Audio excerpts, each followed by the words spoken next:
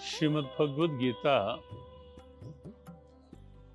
अपने आप में समता और सद्भावना का एक अनूठा आह्वान है। एक बात भगवद गीता में बहुत स्पष्टता आई है कि स्वयं परमात्मा समसत्ता है, वो सबके भीतर समान रूप से विराजमान है। ऐसे संकेत गीता में कई बार आए हैं और इसको आप ध्यान से समझेंगे तो आपको कई प्रश्नों के उत्तर मिलेंगे। इससे जो ये कहा गया कि गीता प्रश्नों का उत्तर है, गीता समस्याओं का समाधान है, और महात्मा गांधी जी ने तो बहुत स्पष्ट कहा था कि for me Bhagavad Gita is my book of answers. Gita मेरे लिए प्रश्नों के उत्तर की बुक है, पुस्तक है। तो केवल महात्मा गांधी के लिए नहीं, सबके लिए। और एक बात आप देखें, जो एक बात उठती है कि सब बराबर, वो किस आधार पे? क्योंकि जो स्वयं भगवान कहते हैं कि समोहम सर्वभूतेषु, अर्जुन मैं सब प्राणियों में सम हूं, बराबर हूं। जब भगवान कहते हैं अहम आत्मा गुणाकेश सर्वभूताश्य स्थिता, हे पार्थ मैं सब प्राणियों के भीतर सबकी चेतना बन करके निवास करता हूं, तो परमात्मा एक है, परमात्मा सम है। परमात्मा की दृष्टि में किसी के प्रति कोई भेदभाव है नहीं, परमात्मा की दृष्टि में किसी के लिए कोई छोटा बड़ा नहीं है, परमात्मा की दृष्टि में कोई वैरी, कोई उदासीन नहीं है, क्योंकि परमात्मा सुहृदम सर्वभूता नाम है, वो सब प्राणियों के सुहृद हैं, कोई भेदभाव का प्रश्न ही नहीं। और इसीलिए जब परमात्मा की चेतना की बात आती है सब में, तो वहाँ भी एक सम स्थिति की बात आती है कि वो सब में बराबर है। हाँ, अंतर शरीरों में हो सकता है, शरीर के रूप में हो सकता है, शरीर के रंग में हो सकता है, शरीर के रहने के ढंग में हो सकता है, शरीर के संग में अंतर हो सकता है, शरीर की प्रारब्ध में अंतर हो सकता है, अंतर रहने की स्थितियों में हो सकता है, और अंतर बहुत रूपों में हो सकता है। बहुत रूपों में जाति अलग हो सकती है, वर्ग अलग हो सकता है, वर्ण अलग हो सकता है, प्रारब्ध अलग हो सकती है, परिस्थिति अलग हो सकती है, वृत्ति अलग हो सकती है, प्रवृत्ति अलग हो सकती है। ये सब अलग अलग हो सकता है, हो जाता है, होता है। लेकिन जहाँ समता की बात आती है, भगवान कहते हैं स्वयं मित्र उदासीन मध्यस्थ द्वेष्य बंधुषु साधुष्वपि च पापेषु संबुद्धिर्विशिष्यते। हे अर्जुन, कोई सुहृद हो, और परमात्मा तो स्वयं सबके सुहृद है, बिना भेदभाव के, सबके हितैषी, सबके हित चिंतक, सबका हित चाहने वाले। लेकिन यहाँ मानव मात्र के लिए कहते हैं कोई सुहृद भी है, हितैषी भाव रखने वाला है, कोई मित्र भाव रखने वाला है, कोई शत्रु भाव रखने वाला है, कोई उदासीन सा भी होता है, न मित्र न शत्रु, ना काहू से दोस्ती ना काहू से बैर, वैसी स्थिति का भी होता है। कुछ ऐसे भी होते हैं कि बिल्कुल उदासीन से होके रहना संसार में। साधु प्रवृत्ति, साधु वृत्ति भी होती है, लेकिन पाप कर्मावृत्तियां भी होती हैं, दोनों स्थितियां हैं। भगवान कहते हैं सब बुद्धिर विशिष्यते, अर्जुन जो सब में सम बुद्धि रखता है, मेरी दृष्टि से वही विशेष है। यहाँ भी सम शब्द है।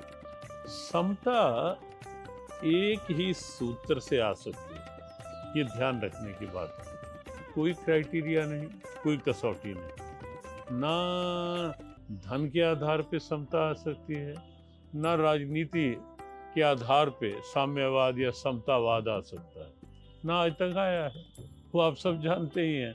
और कई बार तो ये लगता है कि कि जब राजनीति भी कोई स्वार्थगत अपनी स्थितियों के साथ जकड़ जाती है, अकड़ जाती है, तो वहाँ कहीं ना कहीं राजनीति समता के स्थान पर कुछ और विषमता की स्थितियां बढ़ाती दिखाई देती है। जब जातिवाद बढ़ने लगता है, ये जाति वो जाति, ठीक है, जाति का स्वाभिमान बुरा तो नहीं है, लेकिन ध्यान यदि ये रख लिया जाए कि परमात्मा तो सबके एक ही है ना, परमात्मा तो सब में एक है, सबके एक है, वहाँ कोई दो भगवान नहीं है। ठीक है, नाम अलग हो सकते हैं, रूप अलग हो सकते हैं, पुकारने का ढंग अलग हो सकता है, सबका अपनी अपनी पूजा की पद्धतियाँ अलग हो सकती हैं, कोई बुराई भी नहीं है, लेकिन चेतना की दृष्टि से परमात्मा एक ही सत्ता है और वो सब प्राणियों में, केवल सब शरीरों में नहीं, सब मनुष्यों में नहीं। और इसीलिए भगवद गीता में एक दिव्यता और आप देखेंगे, जब आप थोड़ा थोड़ा गीता जी को इस रूप में देखना प्रारंभ करेंगे तो कई दिव्यताएं मिलेगी। उनमें एक दिव्यता आपको भगवद गीता में ये भी मिलेगी कि अनेक जगह गीता के गोविंद कहते हैं कि मैं सब में हूँ, लेकिन कहीं एक बार भी आप नहीं पाओगे कि मैं केवल मनुष्यों में, मनुष्यों में भी मैं इस वर्ग के लोगों में हूँ, कहीं नहीं पाओगे। जहाँ भी आप गीता जी में पढ़ेंगे आप एक ही बात पाएंगे, वहाँ या तो सर्वस्य चाहम हृदय सन्निविष्टो, सबके हृदय में हूँ, ईश्वरः सर्वभूतानां हृदयेषु अर्जुन तिष्ठति, ईश्वर जो है पार्थ वो सब प्राणियों के हृदय देश में निवास करता है। अहम आत्मा गुडाकेश सर्वभूताश्रय स्थितो समोहम सर्वभूतेषु। तो अब कई ऐसे उदाहरण हैं, कई ऐसे भाव हैं गीता में, लेकिन हर भाव में यही आएगा, सब प्राणियों की बात आएगी, मनुष्य मात्र की नहीं, प्राणी मात्र की बात आएगी। और इसीलिए जब गीता के कृष्ण ने एक ये श्लोक देखे आप, 6वें अध्याय का 9वां श्लोक, और एक समदृष्टि का श्लोक अब 5वें अध्याय का 18वां श्लोक, उसमें आप पाएंगे जैसे यहाँ भी अलग अलग दो विरोधी भावों की स्थितियां एक साथ, लेकिन उनमें समता, सुहिन मित्र एक पक्ष, अरि दुश्मन उदासीन ये एक पक्ष, साधु एक पक्ष, पापी एक पक्ष, लेकिन दोनों पक्षों के लिए का समबुद्धि विशिष्य। ऐसी आप गीता के 5वें अध्याय के 18वें श्लोक में देखें, विद्या विनय संपन्ने ब्राह्मणे गविहस्तिनि शुनि चैव शौपाके च पंडितः समदर्शिनः। वहाँ विद्या विनय युक्त ब्राह्मण की बात भी आई, लेकिन साथ साथ चंडाल की बात, वहाँ गाय की बात भी आई, लेकिन हाथी और कुत्ते की बात भी आई कि सबके अंदर परमात्मा एक ही है, परमात्मा की चेतना, परमात्मा की ज्योत, परमात्मा की शक्ति सबके अंदर एक ही है। और एक बात और वहां आई, पंडितः समदर्शिना की बात आई कि जो विचारवान है वो समदर्शी होता है।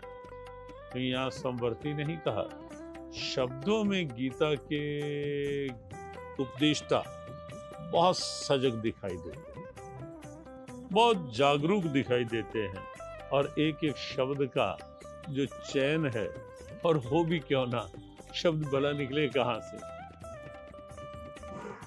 अक्षराणाम अकारो अस्मि, अक्षरों में अकार में हूँ, अर्थात अकार उनका रूप है, और वैसे सब अक्षर उसी दिव्यता के हैं, तो निकले तो कहीं ना कहीं उसी एक सत्ता से ही है ना अक्षर भी। तो स्वयं परमात्मा श्री कृष्ण बहुत सजग दिखाई देते हैं भगवद गीता में एक एक शब्द के प्रयोग के साथ। और यहाँ इसीलिए पंडिता समदर्शिना कहा, पंडिता समवर्तिना नहीं कहा कि विचारवान विवेकवान समवर्ती नहीं होगा, समदर्शी जरूर होगा। समवर्ती का अभिप्राय, देखो गाय के साथ गाय के अनुसार हमारी बंदनियां हैं, वैसा व्यवहार करना होगा। अन्य प्राणियों के प्रति भी ये तो कहा है कि सबकी सेवा भाव हो, लेकिन गाय तो एक विशेष स्थान है। जैसे सभी नारी जगत को मातृवत कहा गया है, लेकिन जननी जो है उसके प्रति तो विशेष भाव होगा ना। तो थोड़ा एक व्यवहार की दृष्टि से अलग होता है। साधु और पापी थोड़ा भेद रहेगा। विद्या विनय युक्त ब्राह्मण और चंडाल, कुछ स्थिति ऐसी रहेगी, ऐसी हो सकती है, लेकिन व्यवहार सबके साथ यथा उचित होगा, यथा योग्य होगा, लेकिन दृष्टि में एक चेतना रहेगी। और इसीलिए अपने यहाँ महापुरुषों की दिव्यताएं आप देखेंगे। रमण महर्षि एक कुष्ठ रोगी की सेवा करने जाया करते थे, और किसी ने पूछा कहाँ जाते हो, कि मैं अपने भगवान को भोग लगाने जाता हूँ। और जब किसी ने देखा भगवान, तो वहां से कुष्ठ रोगी कहा तुम्हें वो दिखाई दे रहा होगा, मुझे मेरे भगवान दिखाई दे रहे। तो यह है समदृष्टि। नामदेव कुत्ते के ही पीछे भाग गए। सबको कुत्ता लगेगा, कुत्ता दिखेगा, लेकिन नामदेव उस कुत्ते के पीछे भी भागते हैं। रोटी लेकर के बोले रुकी तो ना खाओ, जरा घी तो लेते जाओ। कैसी सूरत बनाई है श्वान की, मुझे ओढ़नी उड़ा दी इंसान की। पर अंतर इतना कि जर्रे जर्रे में है झांकी भगवान की, किसी सूझ वाली आंख ने पहचान। तो नामदेव ने कुत्ते में भी वो समदृष्टि बनाकर पहचान लिया। एक नाथ ने गधे में पहचान लिया। सब लोग गंगा जल लेकर आ रहे थे, पवित्र गंगा जल भगवान शिव पर चढ़ाने के लिए। एक नाथ भी साथ थे, सब लेकर आगे बढ़े, लेकिन एक नाथ को प्यासा हाँफता हुआ गधा दिखाई दिया, और एक नाथ ने वह पवित्र जल उस एक नाथ को पिलाना प्रारंभ कर दिया। जब सबने पूछा कि ये क्यों, ये किस लिए, तो एक नाथ ने एक ही बात कही कि तुम्हें गधा दिखाई दे रहा होगा, लेकिन मुझे तो मेरे शिव भोले ही दिखाई दे रहे थे हाँफते हुए। और एक नाथ के सामने भगवान शिव प्रकट भी हुए। ढेरों घटनाएं। ऋषिकेश की आगे थोड़ी सी ऊंचाइयों में गंगा किनारे एक संत थे, बड़े मस्त, अपनी मस्ती में रहे। सिर मुड़ा हुआ था, कहीं बैठे थे गंगा किनारे। तो किसी ने, ये सत्य घटना एक महापुरुष की है कि महापुरुष जब उस अवस्था में आ जाते हैं पंडितः समदर्शिना, और जब वो अपने उस तत्व के साथ वृत्ति जोड़ देते हैं और सर्वत्र समदर्शनः, सर्वत्र उन्हें वही चेतना अनुभव होती है, वही परमात्मा का नूर, परमात्मा की शक्ति, परमात्मा की ज्योत सब में अनुभव होती है। और ये सबका सुख अपना सुख, सब दूसरे का दुख अपना दुख, ये एक स्वाभाविक महापुरुषों की मनोवृत्ति बन जाती है। वो संत बड़े मस्त अवस्था में बैठे थे। कोई मन चले युवक थे, देखा उन्होंने सिर पर कोई बिल्कुल एक मुंडित सर। एक युवक ने कहा कि देखो कैसा चमक रहा है बाबा का सिर। कि जब ये जवानी भी थोड़ी बिगड़ती है ना, तो बड़ा अनर्थ करती है। और हम संकेत करना चाहेंगे युवानों से कि थोड़ा सा विवेक जागृत करके जियो। सच में भारत की युवा ऊर्जा, विवेक को थोड़ा जगा लोगे और गीता जी को पढ़ना प्रारंभ कर दोगे, थोड़ा थोड़ा आपको लगेगा कि विवेक जागृति के साथ आपके जीवन का रंग ढंग बिल्कुल आनंदमय हो जाएगा। आपका जीवन एक ऊर्जा बन जाएगा, अपने लिए भी दूसरे के लिए भी। और क्यों नहीं बनाना चाहिए? आप सोचें, ये मन चला ढंग जीने का, ये उत्पाती ढंग जीने का, ये थोड़ा ना जवानी का गौरव है। हाँ, कोई एक युवक मन चला सा दूसरे से कहा कि चलो एक काम करते हैं। क्या? कहा गंगा किनारे कुछ हल्के कंकड़ पड़े थे, कहा देखते हैं किसका निशाना बाबा के चमकते सर पर लगता है। शुरू हो गए। जब वृत्ति उत्पाती होती है कुछ भी कर देती है। शुरू हो गए और एक युवक का पत्थर लग भी गया सीधा बाबा के सिर। खून की धारा निकली और जब खून की धारा निकली, कुछ क्योंकि सर पे लगा, कुछ मूर्छा सी आई। कोई ले गए डॉक्टर के पास और जब डॉक्टर के पास गए, डॉक्टर ने कोई मरहम दी, कोई दवा दी, कुछ सहलाया और वहां जाकर कुछ होश में आए।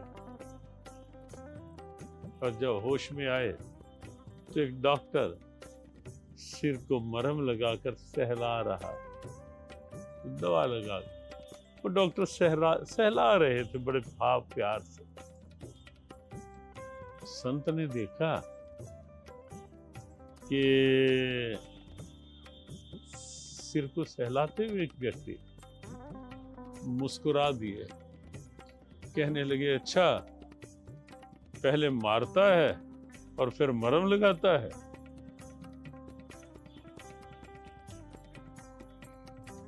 डॉक्टर तो घबरा गया एकदम कि कहीं मेरे ऊपर ही आरोप न लगा दें ये कि पहले मारा भी इसी ने।